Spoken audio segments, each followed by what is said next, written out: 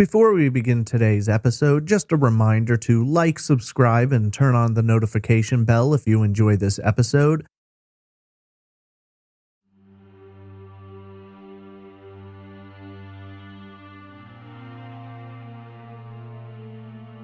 Deborah Poe had picked up a job working the graveyard shift at a local convenience store. After a string of harassment from several customers, including one who had chased her through the store, friends and family begged her to quit, but Debbie had big dreams and needed the money to fund them. While working the overnight shift on Sunday, February 4th, 1990, Debbie mysteriously vanished. Investigators found the store neat and orderly, no signs of a struggle, no attempted robbery, but Debbie was gone. Her car, purse, keys, and paycheck had all been left behind. While no one witnessed her disappearance, one customer did note that when she arrived, Debbie wasn't there, but instead a large man behind the counter sold her cigarettes. Just months prior, 3 women had been abducted from convenience stores or gas stations around the state of Florida, and it was believed there might be a link between all of the cases. Others, though, have argued that Debbie's abductor may in fact have been someone closer to home. This is Trace Evidence, episode 125, The Disappearance of Deborah Poe.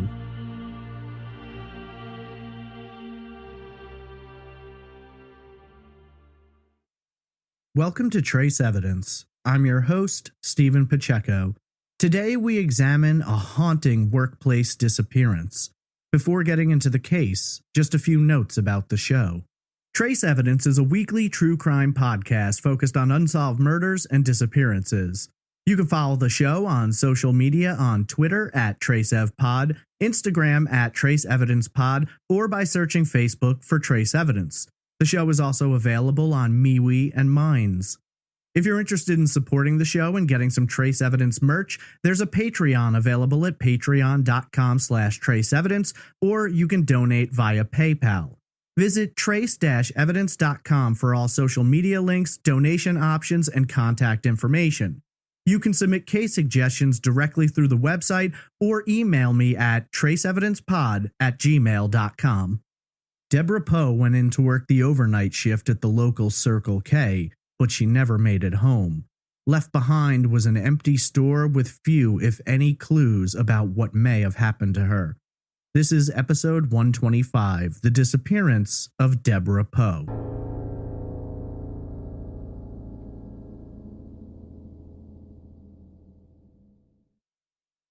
The intense heat of the day had long since faded as a light, cool breeze passed through Orlando.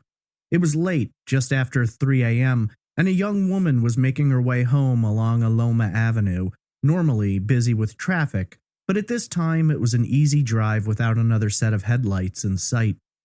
Sometime during her drive, it occurred to her that she was running low on cigarettes, and so, as she approached the intersection of Aloma and Hall Road, she made a slight turn, gliding into the lights of the local Circle K convenience store, which operated 24 hours a day. The area was quiet. There were 2 vehicles in the parking lot. Walking inside, she made her way to the front counter, where she found a young man working.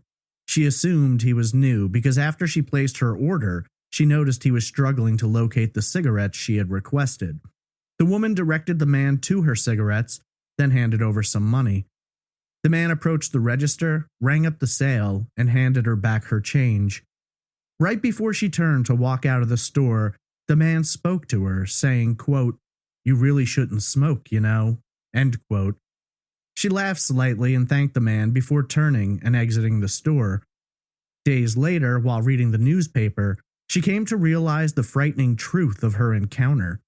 The man who had sold her the cigarettes didn't work there, and he may in fact have been directly involved with the disappearance of the clerk who was supposed to be working that night, 26-year-old Deborah Poe.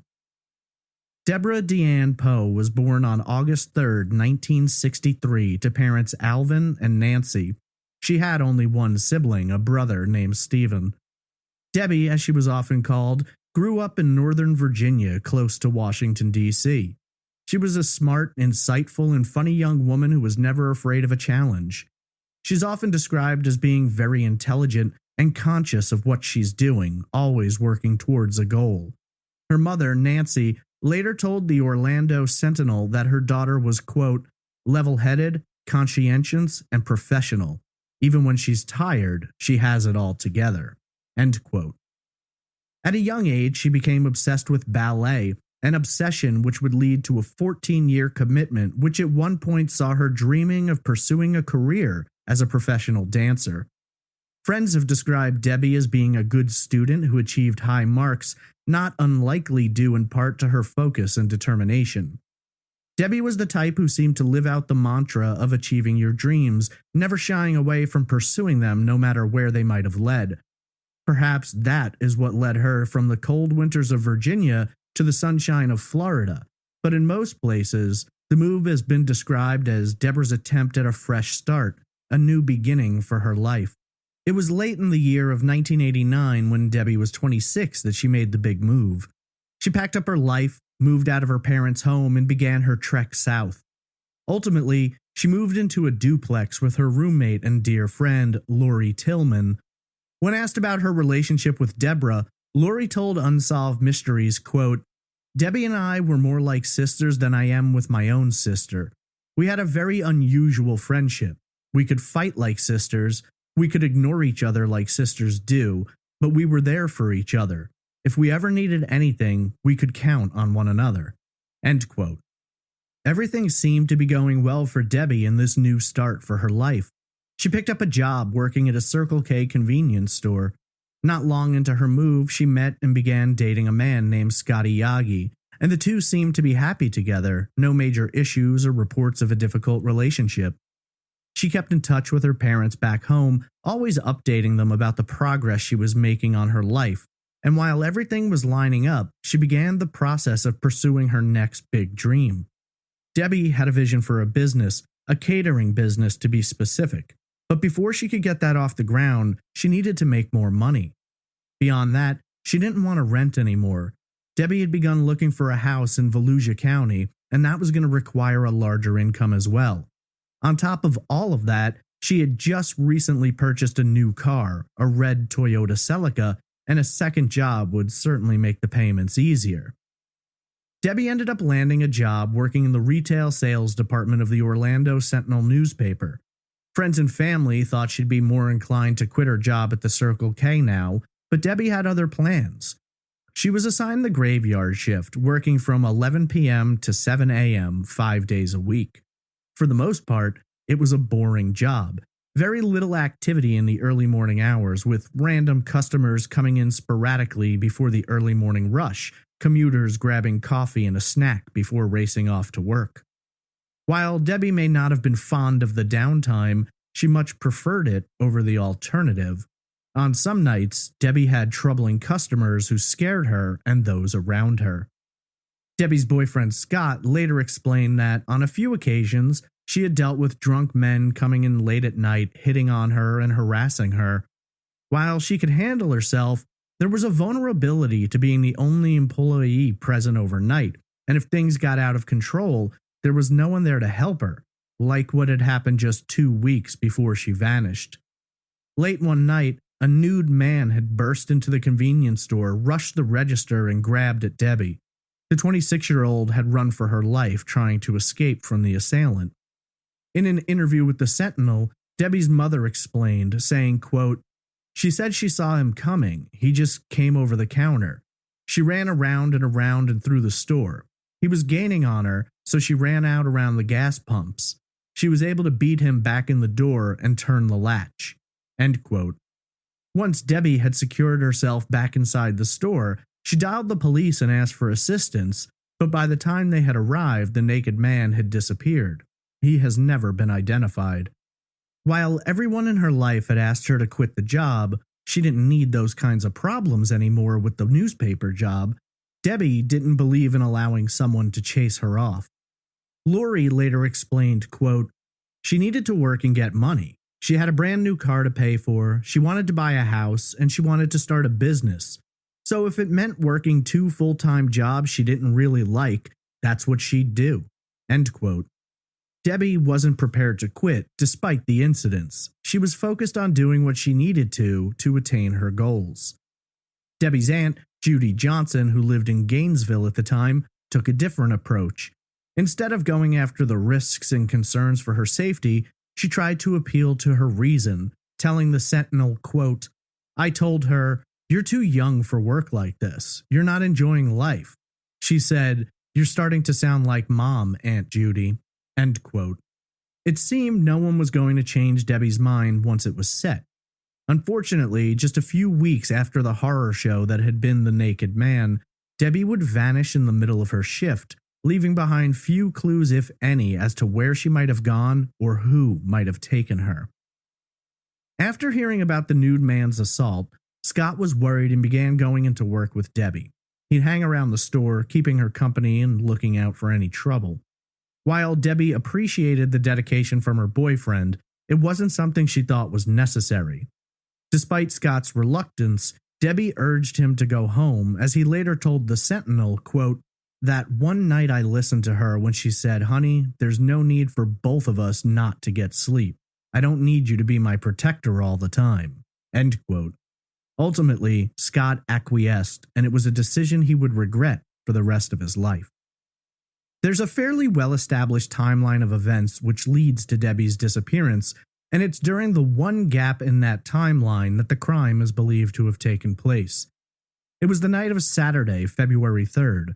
Debbie arrived for work, as usual, at approximately 11 p.m. She parked her red Celica in the parking lot, backing it up towards the front of the store before locking it behind her and walking in to take over her shift. Not long after Debbie relieved the previous employee, Scott came by for a visit, listed as sometime between 11:30 and 12 a.m. The two were set to discuss housing plans. There was an assortment of housing layouts later found behind the counter. After Scott left, Debbie went about her normal business, assisting customers, keeping the store clean, making sure the coffee was hot. Over the course of the next hour, several customers came into the store, and some of them had short conversations with Debbie as she rang up their purchases. According to the Orange County Sheriff's Office, they have firmly established that multiple customers encountered Debbie between the hours of 2 and 3 a.m., none of which reported any strange people lurking about, nor did they note anything out of the ordinary when it came to Debbie's behavior. The last confirmed sighting of Debbie took place at approximately 3 a.m., when a friend who was driving by glanced towards the windows and saw Debbie standing behind the counter. Sometime between this friend's sighting and the witness who came in to buy cigarettes, Debbie would mysteriously disappear. At approximately 3:50 a.m., around 4 hours after he had previously been in the store, Scott returned, but what he found left him terrified. As he rolled into the parking lot, he noted Debbie's car still parked in the same space. Entering the store, it was a bizarre scene, or perhaps it was bizarre because it was so calm and quiet. The store was open, the lights were on, and there was a single customer in the store. There was nothing inside to indicate any problems had occurred other than the fact that Debbie was nowhere to be found. Scott walked around the store calling out for Debbie, but there was no answer. It looked as though Debbie had stepped outside for a moment and just vanished. There was no indication of where she could be. The customer in the store, a regular, explained to Scott that when he'd arrived, he'd found the store like this and the clerk missing. Right before Scott had walked in, the customer had just gotten off the phone with the Orange County Sheriff's Office. They had dispatched a deputy to check the scene. The deputy arrived just after 4 a.m. on what was now the early morning of Sunday, February 4th. Upon arrival, the customer explained what he had seen when he entered.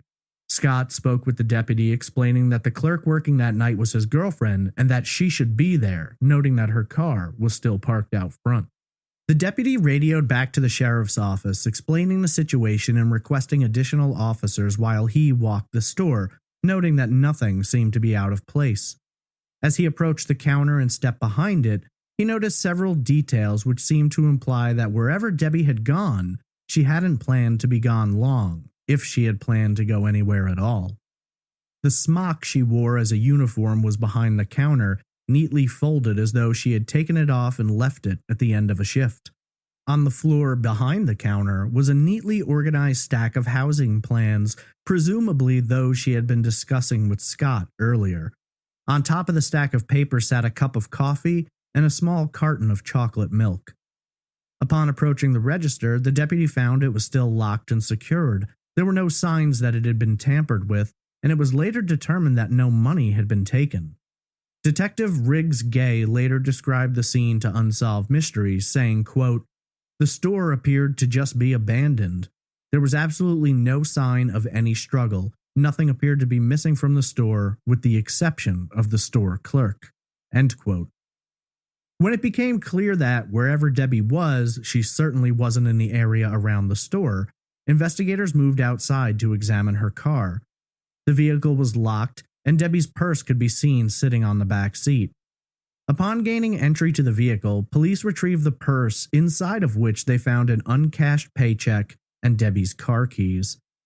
When asked about the car, Officer Jim Bishop later told the Sentinel, quote, "It had not been tampered with even though Deborah's purse was locked inside. The store reported absolutely nothing missing, and so robbery does not seem to be a motive." End quote. It was completely baffling to police, who weren't quite sure what they were dealing with. Initially, there was consideration given to the possibility that Debbie could have left of her own volition, though her friends and family shot that down quickly. Debbie's mother, Nancy, later stated, quote, "Debbie knows I'm a worrier. I don't think she would ever put another human being through what I've gone through. Somebody took her, and Debbie probably fought back." End quote. While investigators were looking through Debbie's car and going through the store, others began walking around the outside of the store searching for any signs of a struggle, something which might suggest just where Debbie had gone. A search helicopter was called in and hovered over the area, sweeping out in a 5-mile radius while employing an infrared camera to try and detect body heat, but they never did see anyone in the area. Canine trackers, bloodhounds, were brought in to try and follow Debbie's scent. The dogs got a hit at the front of the store. The scent was followed through the store to just outside of the rear entrance, but the trail beyond that was short. It went from the rear of the store south towards a neighboring business which was empty at the time, then turned sharply east, running straight into a wooden fence. Moving around the fence, the dogs tracked Debbie's scent to the edge of a road, all traces of her stopping there.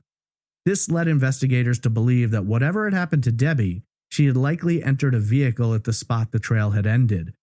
It was quickly becoming clear to police that Debbie's disappearance was likely not of her own choice, and it seemed more likely that someone had abducted the 26-year-old, either forcing her out of the store or grabbing her after she had stepped outside herself. Another scent indication was made near the back door of an abandoned building next to the gas station, though there's little if any information discussing that detail and what it could mean. The absence of a struggle led police to believe that the assailant had likely brandished a weapon, possibly a knife or gun, and forced Debbie to go along with him.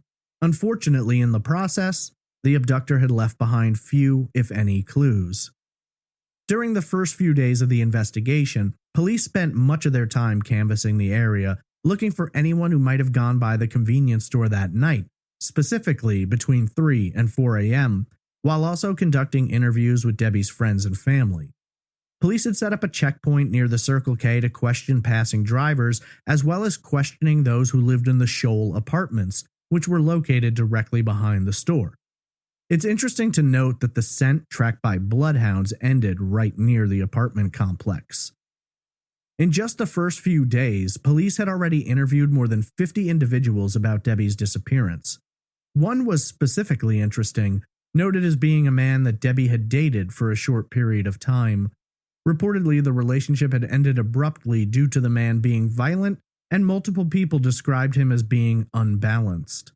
It seemed apparent that while police had spoken with him, they did not consider him a person of interest afterward.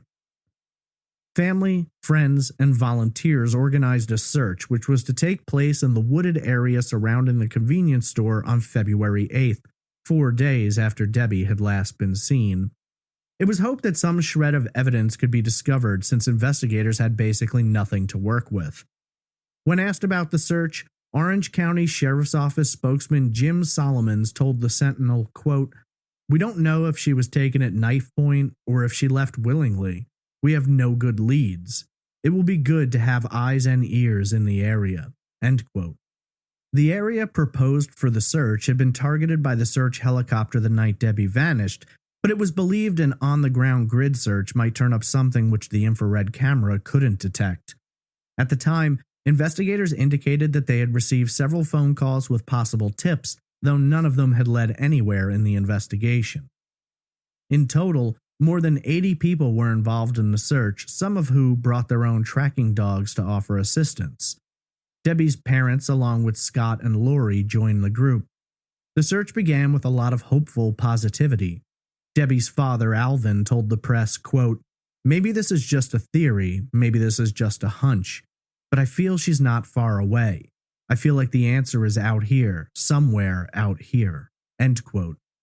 Detective Riggs Gay also joined the search, partially in a supervisory role to ensure no possible evidence could be destroyed. Sadly, though, no answers would come from the search. Despite nearly 100 people covering the area, not a single shred of evidence or trace of Debbie was found.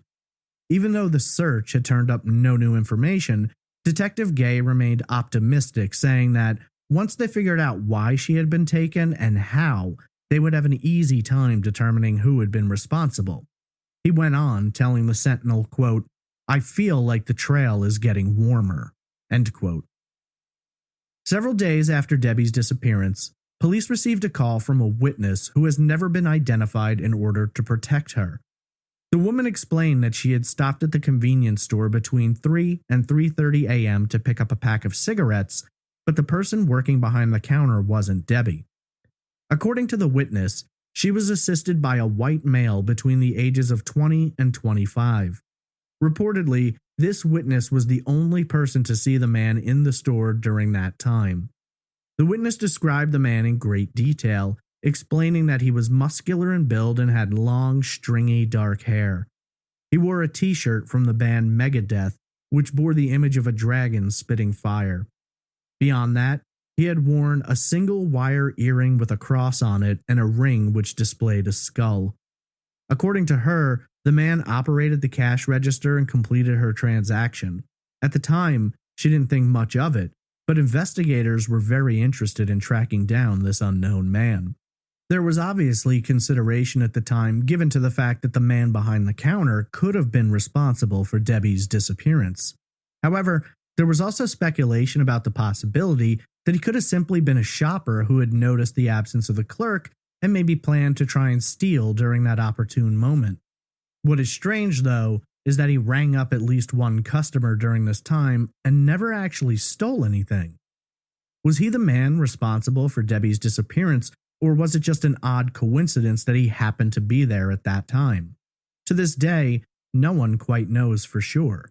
The veracity of the witness's statement has come under fire over the years, with many noting she was the only person to have this sighting, and police have never been able to corroborate it, leading some to wonder if it's an accurate account, or if perhaps it's simply someone looking to insinuate themselves into the case for attention or another unknown reason. Despite earlier optimism, the case was quickly growing cold. Tips were being phoned in due to major coverage in the media, including the Orlando Sentinel where Debbie used to work, running multiple spots about her disappearance, as well as weekly notices giving her description and the circumstances of her disappearance. None of those tips panned out, and while police were working to track down every potential lead, they always seemed to hit a dead end. When asked about the case, whether they were still investigating it as a possible runaway situation or not, Detective Gay told the Sentinel, quote, "I think there's a 90% chance she was taken." End quote. He had good reason to feel that way, not just because of the circumstances surrounding Debbie's disappearance, but also because she was not the only convenience store clerk to vanish in Florida in the past 6 months. 29-year-old Donna Callahan was working at the Sunshine Junior Food Store in Gulf Breeze, Florida, approximately 500 miles to the west of where Debbie was last seen. On the night of August 6, 1989, some 6 months prior to Debbie's disappearance, Donna mysteriously vanished from work. Much like in Debbie's case, the The store was left unlocked and unsupervised. Donna's purse, keys, and car were all left behind.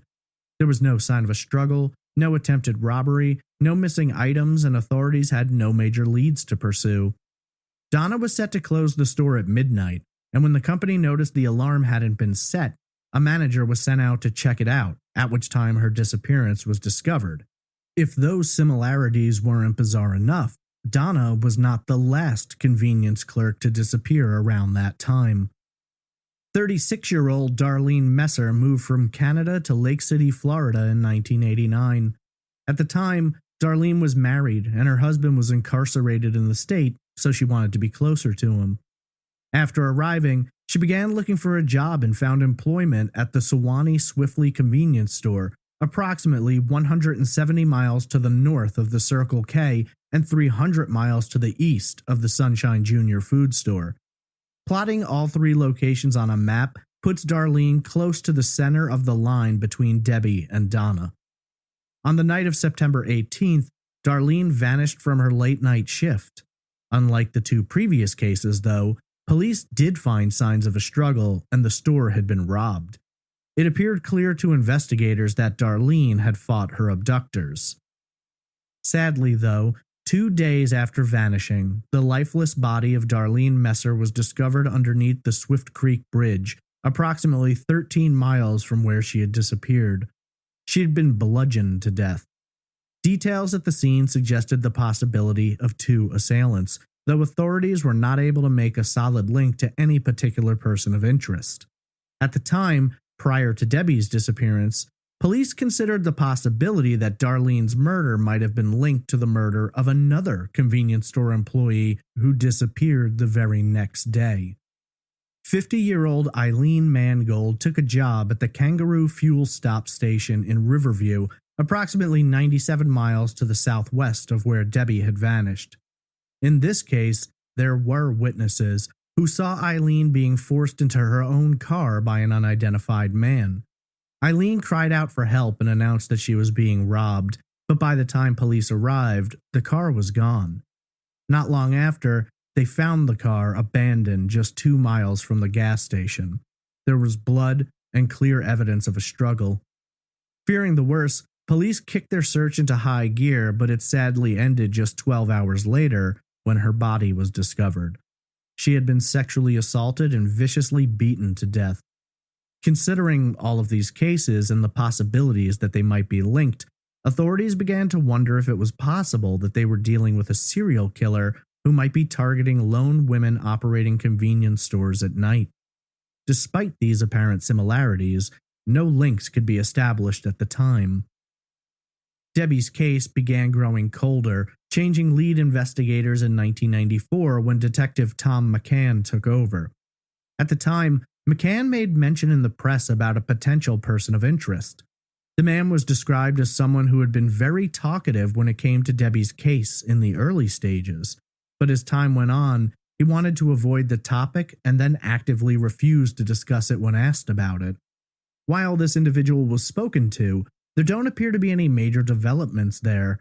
He was never officially listed as a suspect or a person of interest. His name has never been shared publicly. Approximately 8 months after Debbie disappeared, in August of 1990, a man out riding an ATV made the grisly discovery of skeletal remains in a woods just 2 miles from the Circle K. Police didn't contact the Poe family, wanting to get identification first, but when news hit the wire, several reporters and family friends reached out. The Poe family felt, based on what they had been told, that the remains likely did not belong to Debbie. The victim was wearing jewelry which Debbie was not known to own. In speaking with the Sentinel, Nancy Poe explained, quote, "We've lived through this over and over. The last time, it was some young lady from Kentucky who had come to Florida on vacation." End quote. In early September, those beliefs were confirmed when a medical examiner using dental records for comparison determined that the skeletal remains discovered did not belong to Debbie. That same year, Unsolved Mysteries ran a segment on Debbie's case. Newspapers once again wrote extensively about the bizarre disappearance and the television show that would be documenting the case. In the aftermath of the episode's airing, police noted to reporters that they had received hundreds of telephone tips and were working to track them down. Ultimately, though, none of these tips would lead them any closer to discovering the truth of what happened to Debbie Poe. Orange County spokesman Carlos Padilla, while addressing the tips, told the Sentinel, quote, "It looks like we're back to where we started. Investigators have questioned dozens of people, and the interviews led nowhere." End quote. Sadly, this was the last major update in Debbie's case until 2002. However, there were a few updates in some of the cases I mentioned that might have been connected. In 1993, investigators working on Donna Callahan's case received a prison tip. Multiple people reported that an inmate, William Alex Wells, had been bragging about being involved in Donna's abduction and murder. When confronted, Wells initially denied the accusation. However, his half-brother, Mark Allen Reeb, told investigators that he believed Wells was a serial killer, and he also claimed to have seen Donna's body in the trunk of Wells' car. Based off of that, investigators served a warrant and searched Wells' family property, though nothing was found. 2 years later, in 1995, Wells was indicted for the murder, and right before his trial, he confessed to his involvement, though he swore he hadn't worked alone. According to Wells, who had been serving time for kidnapping, assault, and robbing a convenience store, he had gone to the convenience store that night to rob it, along with Reeb, and it was Reeb who had abducted Donna at gunpoint, later strangling her. Wells led investigators to a property where the remains of Donna Callahan were discovered. Wells went on to plead no contest in order to avoid the death penalty, while Reeb pleaded the same way. Both men received sentences of life imprisonment. However, for Reeb, the story doesn't stop there. At some point, he told investigators that he had been responsible for as many as 12 other women's murders, though shortly thereafter he recanted his confession and has never answered questions regarding any of those possible murders. Whether or not one of his potential victims could have been Debbie Poe remains unknown. In 1996, when discussing Debbie's case, police made a strange announcement for which there's been no follow-up. When investigators were asked about the identity of the man in the Megadeth shirt, police had something interesting to say. At the time, they stated that while they had never found that man or interviewed him, it was their belief that he might have been dating another clerk who worked at the convenience store, and it was their belief that he was merely a witness in the case. They urged the man to come forward. However, as of this episode, his true identity has never been discovered, and he has never spoken with investigators. What made the police change their opinion is unknown. Several years later, in 1999, police got a major break in the abduction and murder of Eileen Mangold. A partial print discovered at the scene was matched to a Franklin Alfred Smith who had lived just a few miles from where Eileen had been abducted. While Smith denied any involvement, his DNA was matched to a semen stain found on Eileen's blouse. Despite this evidence, 2 trials took place, and at neither could prosecutors get a conviction. This has been chalked up to the jury's inability to fully understand the DNA evidence, while the defense conducted a good argument pointing out that the composite sketch of the suspect in Eileen's case did not match Smith closely. Despite the lack of a conviction, though, authorities do believe that Smith was Eileen's killer. Given the circumstances of the crime, for the most part, Eileen's abduction and murder is not generally considered linked to Debbie's, Darlene's, or Donna's. In March of 2002, investigators from the Orange County Sheriff's Office decided to bring cadaver dogs to a 1-acre lot behind Chapel Hill Baptist Church, approximately 5 miles from the Circle K. Investigator McCann told the Sentinel that they had been long curious about that lot and believed there was a possibility that Debbie might have been buried there. According to Sharon Scavuzzo, leader of the canine unit, 5 out of 6 cadaver dogs had indicated on the same spot in the field, suggesting the presence of human remains. Over the course of the next 12 hours, deputies wielding shovels and employing the assistance of a backhoe conducted a dig in that area in hopes of finally finding Debbie. Sadly, though, by the end of their search, no remains had been discovered.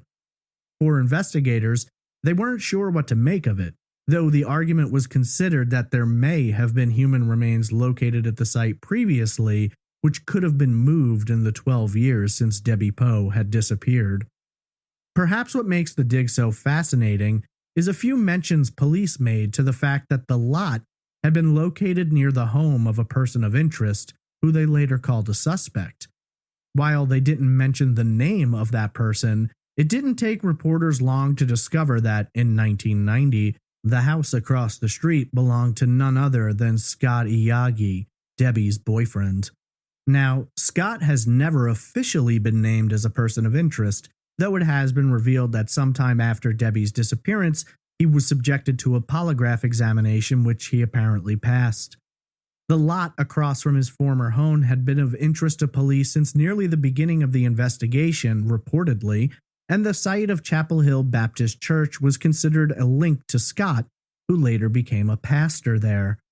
Some years after, Scott moved out of Florida, settling in Kentucky with a new wife named Deborah.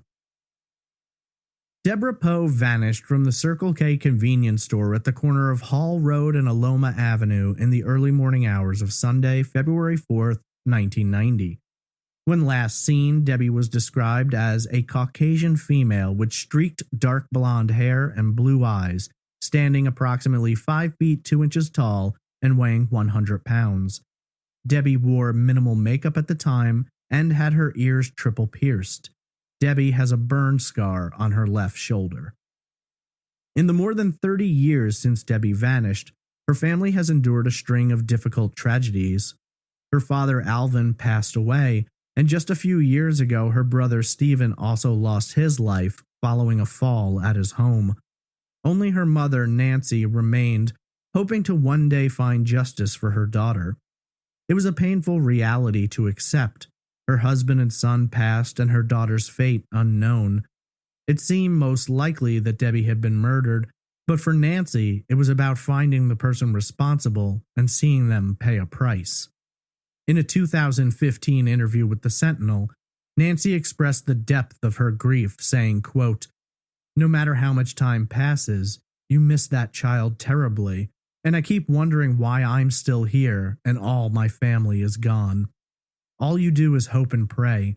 I'm starting to lose hope that it won't be solved here in my lifetime on this earth."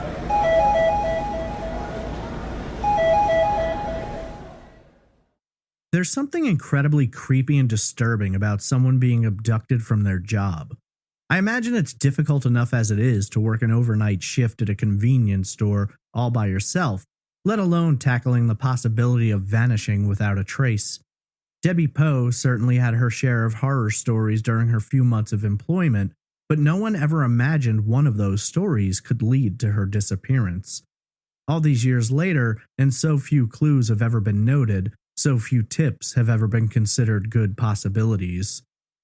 There's a few different avenues to approach when examining this case, and for the most part, they're divided into 3 separate camps. Either Debbie was abducted by a stranger, perhaps a customer who had been there and become infatuated with her, or maybe she had been abducted by a pair of half-brothers who had done this sort of thing before, or perhaps Debbie was taken by someone she knew and trusted. Beginning with the stranger scenario, it's pretty difficult to examine this angle without first taking a look at the guy in the Megadeth shirt. Over the years, there's been a lot of debate about his involvement or lack thereof. For some, he's the most likely candidate, while others believe he may have simply been someone who walked into the unattended store and was planning to grab some stuff before he left, until a single witness walked in and disrupted the plan. Then there are some who don't believe he ever existed. This guy has always been a piece of this case which disturbs me. Imagine walking into a convenience store, making a purchase, and then days later realizing not only did the guy who rang you up not work there, but he could very well have been the man who abducted the clerk who was supposed to be there. How often do you go into a convenience store late at night and even take a second to question who the person behind the counter is? It's just a creepy thought to have, the potential of coming that close to a killer. There's a couple of issues, though. Firstly, he was responsible for Debbie's abduction, then what was he doing in the store after she was gone? Some argue he may have intended to rob it, but the witness coming in scared him off, while others could certainly imagine he may have just been someone passing through who saw the store unattended and recognized an opportunity. Had he just been in the store, that might be something, but the sheer fact that this guy rang up at least one customer, made change and talked to her is just beyond belief. It's difficult to imagine the abductor just hanging around. Since we know nothing was taken, it doesn't seem like he was there to rob the place. Being that he doesn't appear to be anyone Debbie knew, it seems unlikely he'd have gotten her to just come along without any kind of a struggle, though it's hard to say since we don't know if he had a weapon. However, where would Debbie have been during the time he was in the store? Well, I suppose she could have been tied up, maybe in the back of the store, maybe already in the abductor's car or trunk. But then, why did he go back in? Based on the fact that he rang up a customer, it seems apparent he knew how to open that register. Why was he just hanging around instead of grabbing some money and running out? It just doesn't make a lot of sense to me, and I tend to fall into the camp that this guy may indeed be a red herring in this case. I don't know if I'd go so far as to argue that he doesn't exist, though I do understand the logic behind those who make that argument. Instead, I tend to lean more in the direction of law enforcement. I think it's entirely possible this guy showed up at the convenience store, found it empty, and maybe thought he'd come across an opportunity to steal.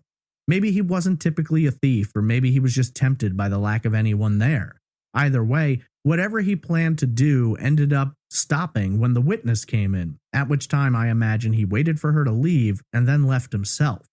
There just doesn't seem to be anything logical about his presence, and if he was the abductor, I just can't imagine him going back in, but stranger things have happened. What does make him bizarre is the fact that no one could ever find him. His description isn't exactly inconspicuous. You'd imagine someone would have recognized him either from the description or the artist's composite. If he wasn't involved in any way, why wouldn't he have come forward and spoken to authorities? Some have argued he may have been worried they'd try to pin the abduction on him, and frankly that's an argument I can't really work around. However, if he wasn't involved, at a minimum he could have granted police an interview through a lawyer. Then again, maybe he was just passing through and never even heard about Debbie's abduction until way later. It's hard to say, but when you break it down, we have a single witness who says they saw him there and no one else.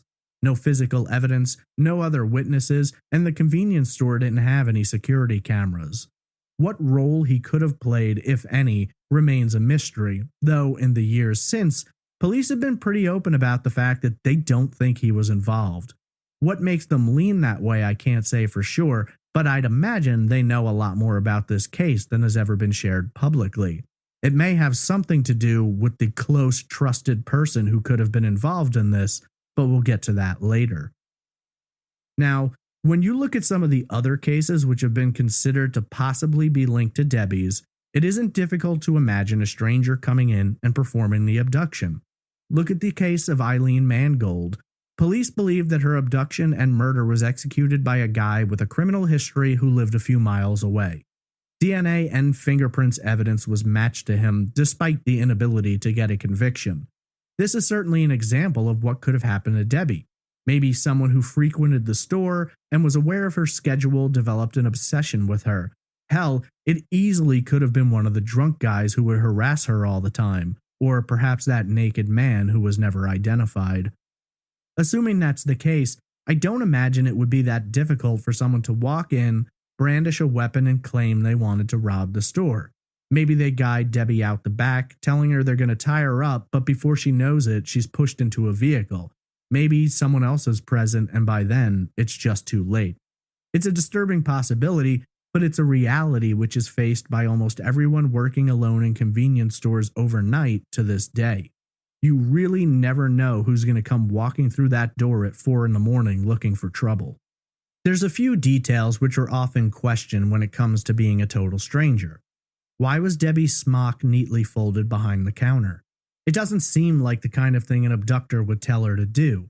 Then again, it's possible the encounter with her abductor didn't take place in the store. Debbie could have stepped outside for a minute, maybe to grab a smoke, maybe just to get some fresh air.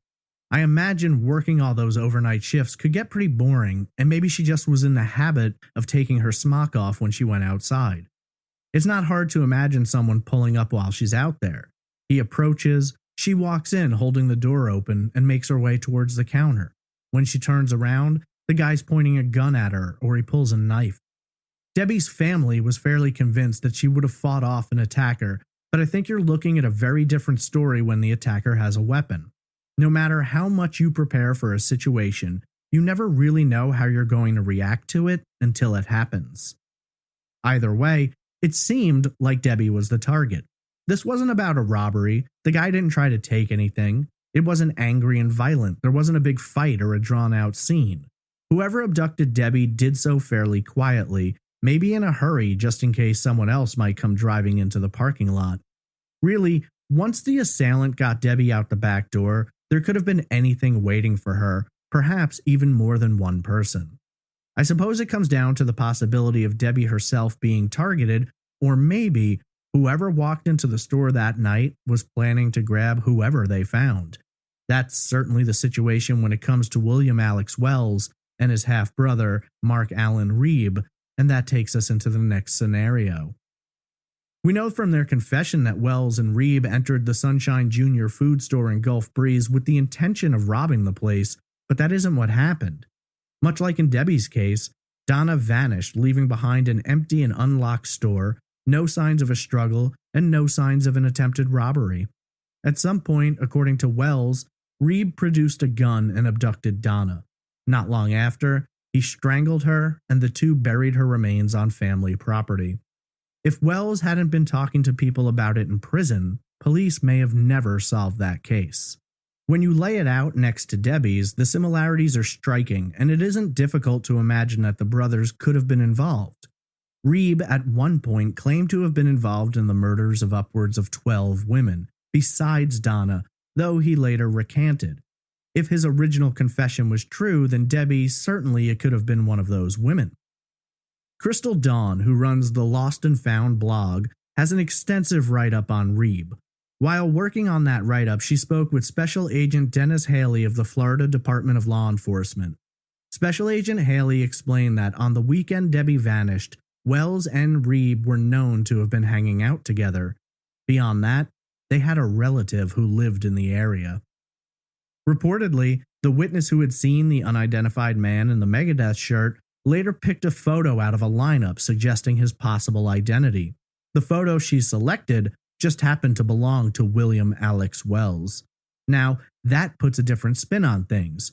Maybe it was an abduction with the plan for robbery, and while Reeb was leading Debbie out of the store, Wells was left inside to grab some things but got scared off by the witness.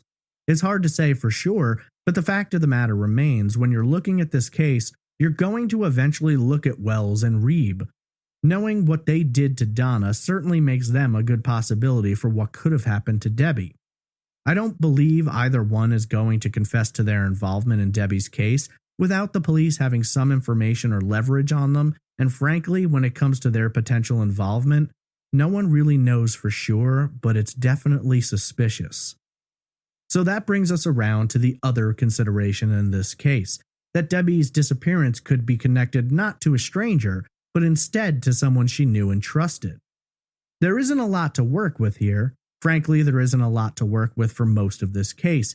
However, the idea that Debbie could have been abducted by someone she knew received a lot of support in the years since police conducted their dig. At the time, they said the dig was taking place across the street from the former home of a suspect, and research quickly determined that the home in question had at one point been the home of Debbie's boyfriend, Scott Iaggi. I think it's interesting that the police never specifically said his name, which makes me believe that he's more in line as a person of interest rather than an actual suspect, since they don't yet have enough evidence to publicly say his name in that capacity. The question becomes whether they have any evidence to link him, or if it's simply a matter of the fact that he was dating Debbie when she disappeared, and in a lot of these disappearances, the significant other is responsible. Everything we publicly know about this case displays Scott as a cooperating witness who never gave the police any difficulty. At the time, He was involved in searches, spoke to reporters, and at one point even took a polygraph test which he supposedly passed. I wish there was more information out there to hint as to why police consider him a suspect, but unfortunately, they've never publicly said anything about him, at least not directly. At the time, Scott was open with reporters about the fact that he was concerned about Debbie's safety and was working on housing plans with her, and he said that he was very much in love with her. While some viewed him as honest and distraught about her disappearance, others thought perhaps he was a bit controlling in regard to showing up at her job most nights, including staying there late. When you make the connection that he showed up at the Circle K within an hour of the last confirmed sighting of Debbie, a lot of people's curiosities were activated, but still, there isn't anything to definitively link him. The fact of the matter is, if indeed he was involved in Debbie's disappearance, he would be the only person that knows that for sure. I know in the years since he's become involved in the church, become a preacher, got married, moved out of state. Reportedly, there have been no other crimes for which he was arrested or suspected, and it's difficult to imagine that someone who could commit a crime like this could go on without ever doing anything to break the law again, but ultimately it's a situation where we just don't know. In terms of the possibility that it could have been someone else who Debbie knew, that's almost a bottomless pit of speculation. Certainly a friend, former flame, anyone who had a connection to her could have been involved. It wouldn't be surprising for someone to swing by, maybe offer a cigarette. Debbie takes off her smock, not wanting to smell like smoke or maybe not wanting to wear it out in the warm night air, and she walks out the back door to talk. As soon as they're outside, this person either grabs her or pulls a weapon and forces her to go along. It certainly could go a long way to explaining the lack of a struggle inside. Reportedly, Debbie had a lot of guys who found her attractive, and it's not hard to imagine one of them could have been messed up enough to want to abduct her if he couldn't win her over naturally. She was dating Scott, making plans to buy a house. This guy's desperate and crazy enough to pull off a horrible plan such as abducting her and likely killing her. Then again, does it necessarily have to be a guy? Surely there could have been a woman or more than one who had issues with Debbie, whether it was related to jealousy, money, hours at work, or who knows what else. Honestly, the possibilities are almost too vast to fathom. All we know for sure is that Debbie vanished in the middle of her shift. She was last confirmed to have been seen at approximately 3 a.m., and less than an hour later, the sheriff's office was called to report her missing. Somewhere between 3 and 3:30, the witness claims to have encountered the Megadeth guy. Surely Debbie could have been taken before that guy arrived, or she could have been being taken at the same time if the photo lineup ID of Wells is correct. The only solid truth that exists in this case is that a smart, driven, and talented young woman disappeared from her job while leaving behind a shattered family and a haunted community. To this day, that convenience store is still there, though it's changed names over the years under the banner of a Citgo today. But the painful and dark memories remain. Unfortunately, without new evidence, a break in the case, or a confession, the disappearance of Debbie Poe remains open, unsolved, and very cold.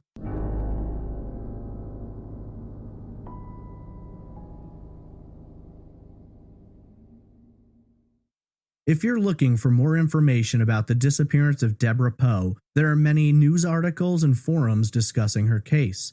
Unsolved Mysteries ran a segment on her disappearance, and the Orlando Sentinel, where she had previously worked, has done an extensive series of articles documenting her case and everything that has developed since then.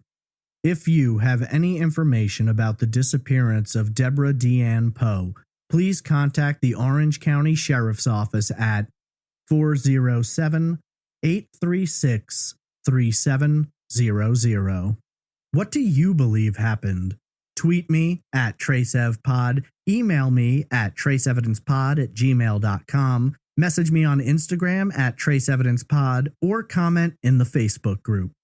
I'd like to take a moment now to thank our amazing Patreon producers: Alicia Lorraine, Brittany Bivens, Christine Greco, Krista Colvin, D'Earthy, Diane Dyson, Eamon Brady, Jason Yeager, Jennifer Winkler, Kate Much, Kevin Bonham, Megan Cotter, Michael Draves, Nick Mohar Schurz, Pamela Coburn, Quinn McBreen, Roberta Jansen, Sarah Mascaritolo, Travis Skepsko, Stephanie Joy, Tom Archer, and Tracy Woods.